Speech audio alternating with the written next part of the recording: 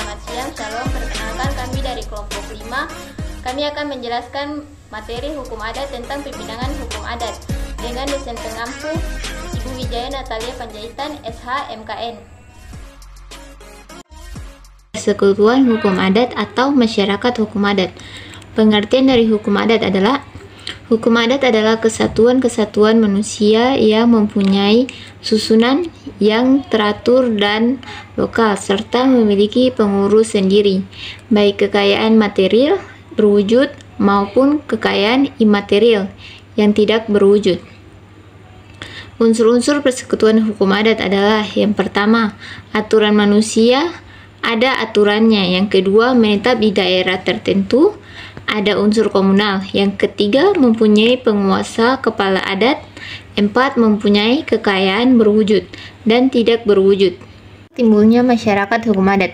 Hukum adat, faktor genealis, keturunan atau darah. Faktor yang berlandaskan pertalian darah atau keturunan. Faktor genealis terbagi atas 3 contoh. Patrilineal, misalkan Batak, matrilineal, Minangkabau, parental, Bugis, dan Jawa. Kemudian faktor teritorial, lingkungan atau wilayah berdasarkan daerah tertentu atau wilayah. Faktor teritorial, lingkungan atau wilayah berdasarkan daerah tertentu. Faktor genealogis teritorial. Untuk menjadi masyarakat hukum adat, seseorang harus termasuk dalam kesatuan genealogi dan bertempat tinggal di wilayah masyarakat hukum adat, misalnya di negeri Ambon. Tugas dan fungsi kepala persekutuan. Setiap persekutuan dipimpin oleh kepala persekutuan. Oleh karena itu, kepala persekutuan mempunyai tugas, yaitu pertama, tindakan-tindakan mengenai tanah, seperti penggunaan tanah maupun perbuatan perubahan hukum mengenai tanah, seperti jual, gadai, perjanjian mengenai tanah agar sesuai dengan hukum adat. Yang kedua, penyelenggaraan hukum, yaitu penguasaan dan pembinaan hukum. Yang ketiga, sebagai hakim perdamaian desa. Yang keempat, memelihara keseimbangan lahir batin.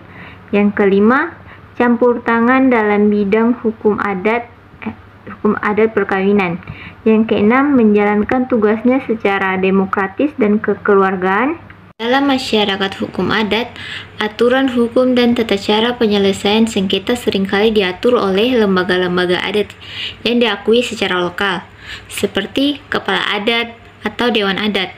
Keputusan yang diambil dalam konteks hukum adat biasanya didasarkan pada pertimbangan-pertimbangan budaya, kepentingan bersama, dan keharmonisan masyarakat. Meskipun sistem hukum adat masih berlaku di banyak negara, pengaruh dari sistem hukum yang diberlakukan oleh negara dapat menyebabkan penggeseran atau penurunan signifikan hukum adat. Berdasarkan negara telah diakui hukum adat dan memberikan pengakuan formal terhadap lembaga-lembaga adat dalam rangka melestarikan warisan budaya dan menjaga keberagaman hukum di dalam negara mereka. Penting untuk dicatat bahwa setiap masyarakat hukum adat memiliki karakteristik yang unik, tergantung pada budaya, sejarah, dan konteks sosial mereka. Hukum adat merujuk pada sistem hukum yang mengatur hubungan masyarakat dengan tanah yang diwariskan secara turun-temurun dari leluhur mereka. Ini melibatkan praktik, tradisi, dan kepercayaan yang berkaitan dengan pengelolaan kepemilikan dan penggunaan tanah oleh masyarakat adat. Hukum tanah adat seringkali mencakup konsep kepemilikan kolektif atas tanah, di mana tanah dianggap sebagai milik bersama komunitas adat dan bukan milik individu. Selain itu, hukum tanah adat juga melibatkan aturan-aturan tentang penggunaan tanah warisan, penyelesaian sengketa, dan perlindungan terhadap eksploitasi yang merugikan masyarakat adat. Yang selanjutnya, macam-macam hak atas tanah adat. Secara garis besar, hak atas tanah terbagi menjadi dua bagian, yaitu yang pertama, hak bersama adalah hak persekutuan masyarakat adat untuk bersama membuka tanah perairan di wilayah kekuasaan persekutuan yang bersangkutan. Dua, hak perorangan. Hak perorangan muncul dari hak persekutuan. Hak tersebut meliputi yang pertama, membuka tanah dan mengerjakan terus-menerus. Yang kedua, mengumpulkan hasil-hasil hutan rotan, kayu, dan lain-lain. Yang ketiga, mengambil hasil dari hutan yang tumbuh liar. Keempat, berburu binatang di wilayahnya. Yang terakhir, mengusahakan kolam dan lain-lain. Kedudukan tanah dalam hukum adat. Tanah memiliki kedudukan yang sangat penting dalam kehidupan adat. Ada dua hal yang menyebabkan pentingnya kedudukan tanah dalam hukum adat, yaitu A. Sifatnya, yakni satu-satunya benda kekayaan yang dalam keadaan bagaimanapun masih bersifat tetap dan bahkan lebih menguntungkan. B. Faktornya, tanah ini merupakan tempat tinggal persekutuan, memberikan penghidupan bagi persekutuan, merupakan tempat di mana warga persekutuan meninggalkan dan dikuburkan, merupakan tempat perdiaman para dayang-dayang, penjaga persekutuan, roh-roh para leluhur persekutuan. Transaksi tanah adat. Transaksi tanah adat merupakan perbuatan hukum dan pihak inti dari transaksi ini adalah terjadinya pengoperan atau penyerahan dengan disertai pembayaran kontan dari pihak lain. Dalam hukum tanah dikenal dengan transaksi jual. Ini saya akan menjelaskan poin yang ketiga tentang hukum pemerintahan adat. Yang pertama, pengertian. Hukum pemerintahan adat merujuk pada sistem hukum yang diterapkan dan dijalankan oleh suatu komunitas adat atau masyarakat tradisional. Hukum ini berdasarkan pada tradisi kepercayaan, norma, dan nilai-nilai yang diwariskan secara turun-temurun. Pemerintahan adat biasanya memiliki otoritas dan kekuasaan untuk mengatur kehidupan sosial, ekonomi, politik, dan lingkungan di dalam wilayah mereka. Hukum pemerintahan adat memainkan peran penting dalam memelihara tatanan sosial dan menjaga keseimbangan dalam komunitas adat. Prinsip-prinsip keadilan, harmoni, dan kesetaraan dihormati dan dipegang teguh dalam sistem hukum ini. Hukum pemerintahan adat juga dapat mencakup peraturan mengenai kepemilikan tanah, pengelolaan sumber daya alam, penyelesaian sengketa, serta norma-norma yang mengatur perkawinan, warisan, dan tugas-tugas sosial.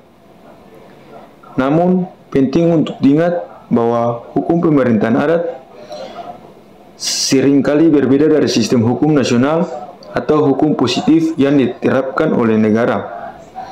Dalam beberapa kasus, terdapat ketegangan antara hukum pemerintahan adat dan hukum nasional, terutama dalam hal perlindungan hak-hak asasi manusia universal. Bagaimanapun, dalam beberapa negara, upaya telah dilakukan untuk mengakui dan menghormati hukum pemerintahan adat melalui kebijakan dan undang-undang yang mengakui hak-hak otonomi masyarakat adat. Penting untuk memahami bahwa setiap komunitas adat memiliki sistem hukumnya sendiri dan tidak ada satu model tunggal yang berlaku untuk semua pemerintahan adat di dunia. Hukum pemerintahan adat sangat dipengaruhi oleh budaya, sejarah, dan konteks lokal di mana mereka berada. Yang kedua, diaturnya hukum pemerintahan adat. Dalam pasal 18B Undang-Undang Dasar 1945 dan Undang-Undang Nomor 32 Tahun 2004, maka pemerintah daerah Provinsi Maluku menerbitkan peraturan daerah yang merupakan ketentuan payung atau umbrella provision untuk melahirkan berbagai kebijakan regulasi pada tataran tata hukum lokal yang diharapkan mampu menjadikan wilayah Kabupaten Maluku Tengah berkembang lebih maju sesuai dengan ciri dan karakteristik daerahnya.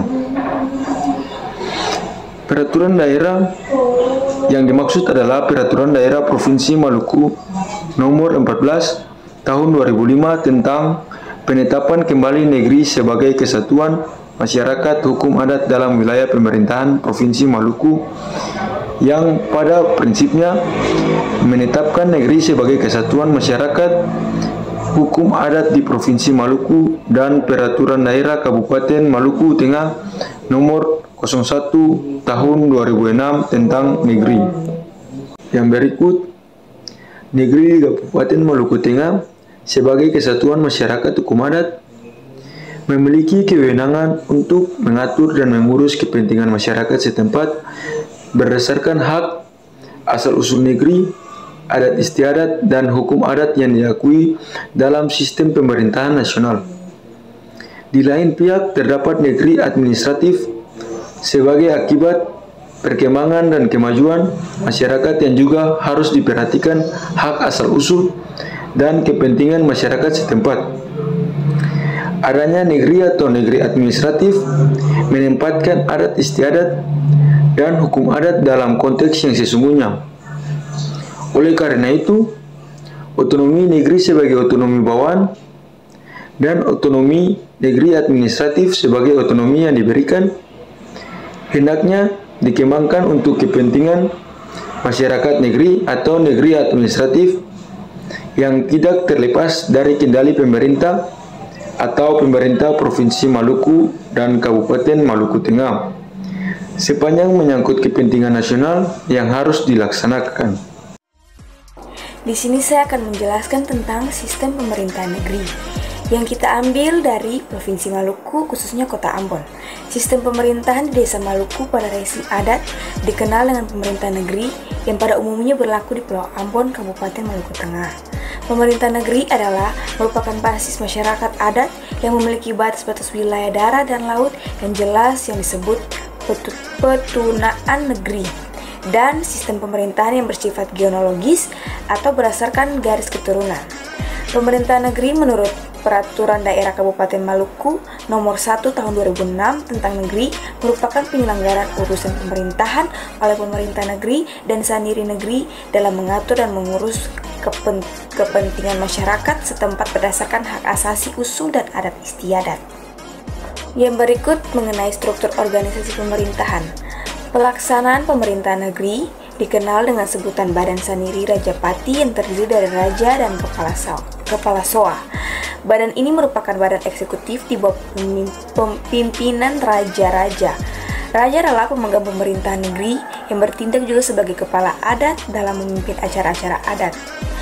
Dalam melaksanakan tugasnya, Raja dibantu oleh juru dan lain-lain dalam melaksanakan tugas. Maka Raja dibantu oleh juru yang bertugas sebagai pembantu Raja dalam melaksanakan administrasi yang memberikan pelayanan kepada masyarakat, berfungsi dalam melaksanakan surat menyurat, keasipan, dan laporan kepala SOA.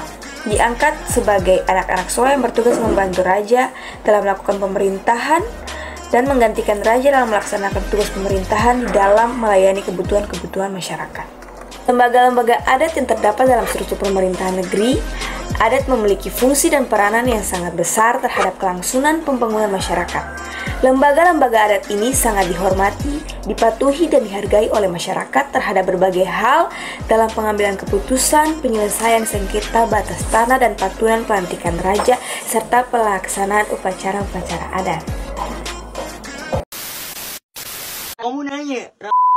Demikian hasil penjelasan materi dari kelompok kami yang bersumber dari internet dan CPT Hukum Adat. Sekian dan terima kasih. Wassalamualaikum warahmatullahi wabarakatuh.